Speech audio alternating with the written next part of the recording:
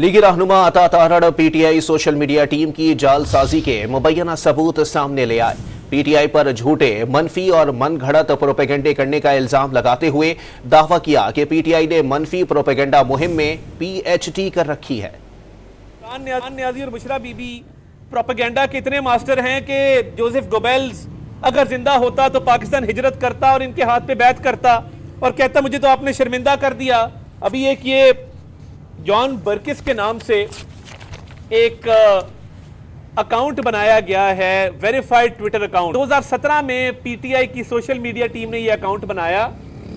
तस्वीर असल आदमी की है जिसका नाम जेम्स बुश है, उसका नाम जॉन बर्किस रख के तो एक फेक ट्विटर अकाउंट बनाया गया जो 2017 में बना, मगर इसको फाल किया गया 2022 में। इस अकाउंट के फॉलोअर्स सारे के सारे पीटीआई फॉलोअर्स हैं। इसी पर बात करेंगे। मारूफ तज्जियाकार राशिद वली जंजुआ हमारे साथ मौजूद हैं। इसी तमाम तो सूरत हाल पर उससे भी तज्जिया लेने की बात जो है वो तज्जिया लेंगे। आपको खुशामदीद कहेंगे पहले डॉन न्यूज़ पर। राशिद साहब, क्या कहेंगे इस तमाम तो सूरत हाल पर? अता तारड़ जो हकाइक सामने लाए हैं उससे तो बज़ाहिर चेयरमैन पीटीआई की गैर मुल्की साजिश के बयानिए से हवा निकल गई है। जी बिल्कुल, ये बाकी तफसीलात तो तारड़ साहब ने सारी बता दी हैं।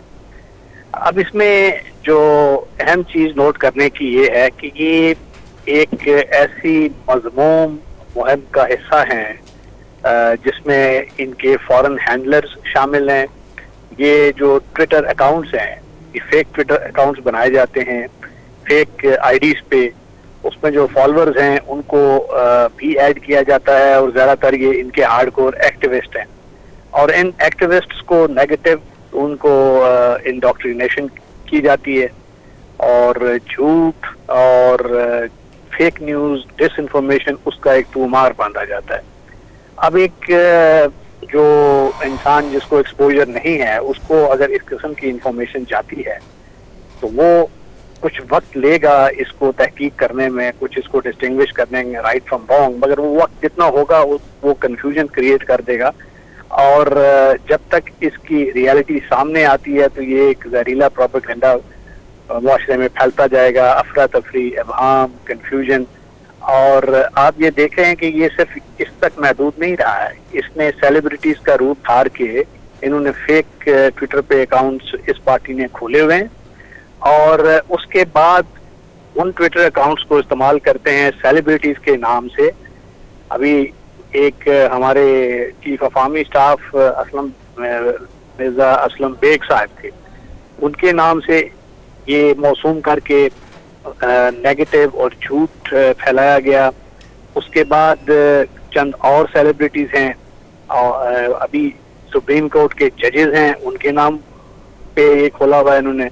और जब ये ट्वीट करते हैं तो उसमें इनका मंशा यही होता है कि बाकी तमाम सियासतदानों को डिस्क्रेडिट किया जाए और एक जो कल्ट वर्शिप जो इनका वतीरा है उस कल्ट को उजागर किया जाए।